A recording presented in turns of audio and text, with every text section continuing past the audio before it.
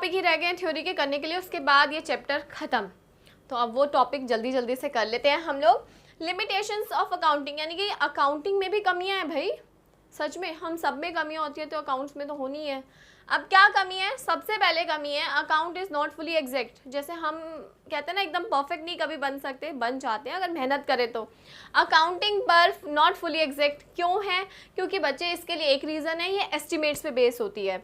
यानी कि आप अभी जब आगे पढ़ोगे ना तब आपको पता चलेगा एस्टिमेट्स मतलब क्या, किन चीज़ों पे एस्टिमेट। यानी कि हम एसेट की ना वैल्यू लगा के चलते हैं कि भाई ये एसेट सिर्फ हमारा 10 साल ही चल सकता है, हो सकता है भाई 12 साल चले, हो सकता है 15 साल चले, तो ये एस्टिमेट हमारा गलत भी हो सकता है।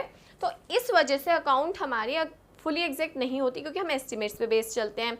सेकेंड चीज़ अनरियलिस्टिक इन्फॉर्मेशन, यानी कि हम इसमें कुछ अलग ही सोचते रहते हैं, मतलब एक अपनी कहते हैं ना भावनाओं में बह जाते हैं। ऐसी कौन सी चीज़ है बच्चे, हम सोच के चलते हैं बिजनेस चलता रहेगा, गोइंग कंसर्न है, लेकिन ऐसा ज़रूरी तो नहीं है, हो सकता है 4 साल 5 साल के बाद कोई प्रॉब्लम आ जाए, बंद हो जाए। तो एक अनरियलिस्टिक इन्फॉर्मेशन है, मतलब हम लोग कुछ और ही समझ के चलते हैं बिजनेस को। थर्ड वन है इग्नोर क्वालिटेटिव एलिमेंट, यानी कि बिजनेस में आप कितना ही अच्छा काम कर लो इग्नोर माना जाता है, लेकिन अगर आपने प्रॉफिट कमाया उसको देख लेंगे, लेकिन आप किसी की कितनी सेवा कर रहे हो, कितना अच्छा प्रोडक्ट बना रहे हो, डजंट मैटर, कहीं नहीं गिनेंगे वो लोग। तो क्वालिटेटिव नेचर को बिल्कुल ही इग्नोर मानना है। इग्नोर प्राइस लेवल चेंजेस, यानी कि इसमें क्या भाई, मैंने 2010 में 1 लाख प्रॉफिट कमाया था, 2019 में आके वो प्रॉफिट 10 लाख हो गया, भाई प्रॉफिट तो बहुत अच्छा कमा लिया, बहुत अच्छी ग्रोथ हुई। अरे भाई महंगाई भी तो बढ़ी है, उससे भी तो कंपेयर करो ना पहले। तो उस चीज़ को इग्नोर मार देंगे कि भाई प्राइस लेवल भी तो चेंज हुआ है, तो उस हिसाब से देखो कि कितना प्राइस लेवल चेंज हुआ है और उस समय का प्रॉफिट को कंपेयर करो। तो उसको हम बिल्कुल ही इग्नोर मार के चलते हैं। भाई पहले ब्रेड 18 रुपये की आती थी, अब 30 रुपये की आती है, फ़र्क है नहीं है, उनको इग्नोर मारते हैं लोग। विंडो ड्रेसिंग, अकाउंट्स में विंडो ड्रेसिंग बहुत की जाती है। बहुत बड़ी बड़ी कंपनियों के आपने फ्रॉड सुने होंगे कि भाई इतने एसेट थे, लेकिन जब अंदर कंपनी में जाके पता चला कि भाई करोड़ों के डेट थे। अभी तो कई लोग भागे भी पड़े हैं इस केस में कि भाई छोड़ के भाग चुके हैं इंडिया को। क्यों? क्योंकि उनकी बैलेंस शीट विंडो ड्रेसिंग होती थी, यानी कि सबको झूठ दिखाना, एक्चुअल में रियल फिगर कुछ और ही होती थी। तो ये कमियां हमारे अकाउंट्स में पाई जाती हैं कि भाई वो तो एक एग्जैक्ट नहीं है। अनरियलिस्टिक इन्फॉर्मेशन, यानी कि हम कुछ अलग ही एजम्पशंस पे चलते हैं, क्वालिटेटिव को बिल्कुल ही इग्नोर मार देते हैं, हम लोग प्राइस लेवल चेंज को नहीं देखते और विंडो ड्रेसिंग करके चलते हैं, यानी कि अपने आप को सजा सजू के चलते हैं, बट रियलिटी मेकअप उतरने के बाद ही पता चलती है। उसके बाद अब हम करेंगे सिस्टम। देखो बिजनेस के बच्चे 2 सिस्टम है, हम जो पढ़ेंगे वो होगा डबल एंट्री सिस्टम, यानी कि हर एक ट्रांजैक्शन को 2 तरीके से रिकॉर्ड किया जाएगा बिजनेस के पॉइंट ऑफ व्यू से, ठीक है, यानी कि डेबिट और क्रेडिट साइड से, जो अभी हम आगे पढ़ेंगे भी कि कैसे रिकॉर्ड किया जाता है। लेकिन हम लोग 2 एस्पेक्ट बिजनेस के लेके चलते हैं, डेबिट और क्रेडिट। सिंगल एंट्री सिस्टम क्या है? जिसका सिर्फ मकसद ये रहता है कि मेरे से जो रिलेटेड ट्रांजैक्शन है मैं वो रिकॉर्ड करूंगा, बाकी दूसरा बंदा जाए तो कहीं पे भी जाए, यानी कि सिंगल एंट्री सिस्टम, वो सिर्फ जो उसको इम्पॉर्टेंट लगता है वही ट्रांजेक्शन रिकॉर्ड करता है, डबल एंट्री को फॉलो नहीं करता।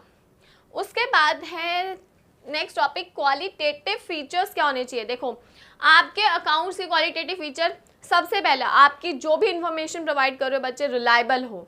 रिलायबल यानी कि हम उस पर विश्वास कर सकें कि आप जो हमें कह रहे हो वो सच है, प्रूफ दिखाओ हमें, इसमें एविडेंस दिखाना ज़रूरी होता है। रेलेवेंस यानी कि बिजनेस के पॉइंट ऑफ व्यू से वो इन्फॉर्मेशन क्या होनी चाहिए, इंपॉर्टेंट होनी चाहिए। थर्ड वन कंपेरेबल, यानी कि जो भी हमारी बिजनेस की इंफॉर्मेशंस हैं, जो भी हम बैलेंस शीट बनाते हैं, प्रॉफिट एंड लॉस, कंपेरेबल हो, यानी कि आप उन्हें अपनी कंपनी के साथ भी कंपेयर, मतलब अपने ईयर वाइज भी कंपेयर कर सको, और बाहर जो आप अपने कंपटीटर से कंपेयर करना चाहते हो वो भी कंपेयर कर सको। अंडरस्टैंडेबल, ऑफकोर्स आपकी कंपनी की इंफॉर्मेशन अंडरस्टैंडेबल हो, आपके यूज़र्स जब पढ़ें उन्हें समझ आए भाई प्रॉफिट इतना है, इतने हमारे खर्चे हो रहे हैं, इतना हमारा नुकसान हो रहा है, तो अंडरस्टैंडेबल हो। ऐसा ना हो कि ऊपर से जा रहा हो भाई को समझ ही नहीं आ रहा, ऐसी इन्फॉर्मेशन नहीं, अंडरस्टैंडेबल। उसके बाद है बच्चे अकाउंटिंग इन्फॉर्मेशन। काफ़ी बच्चे ना ये टॉपिक हालांकि 1 से 2 मार्क्स से ज़्यादा का नहीं आता, लेकिन अकाउंटिंग इन्फॉर्मेशन क्या है, जो भी इन्फॉर्मेशन हम तैयार करते हैं अकाउंट्स में उसको अकाउंटिंग इन्फॉर्मेशन बोलते हैं। क्यों कंफ्यूज होना है इस चीज़ के लिए? भाई हमने जो profit and loss, trial balance, balance sheet बनाया उसको अकाउंटिंग इन्फॉर्मेशन बोलते हैं। तो ये थे हमारे इसके बेसिक टॉपिक।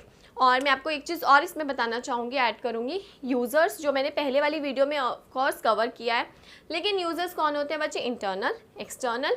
इंटरनल यूज़र्स जो बिज़नेस के इंटरनल होते हैं, लाइक उसके ऑनर जिन्होंने पैसा लगा रखा है, वो बिज़नेस में इंटरेस्टेड होते हैं इन्फॉर्मेशन जानने के लिए, और उनका मैनेजमेंट यानी कि जो बिज़नेस को चला रहे हैं, ऑपरेट कर रहे हैं, मेहनत कर रहे हैं, एम्प्लॉयज़ यानी कि एक्चुअल वर्कर्स आपके, वो आपके 3 लोग हैं जो इंटरनल हैं। और एक्सटर्नल में काफ़ी आ जाते हैं आपके क्रेडिटर्स आ जाते हैं, बैंक आ जाते हैं, गवर्नमेंट आ जाते हैं, रिसर्चर्स आ जाते हैं, आपके कंज्यूमर, पब्लिक, बाकी ये बाहर के लोग हैं, लेकिन कहीं ना कहीं ये आपके बिजनेस की इंफॉर्मेशन जानने में इंटरेस्टेड रहते हैं।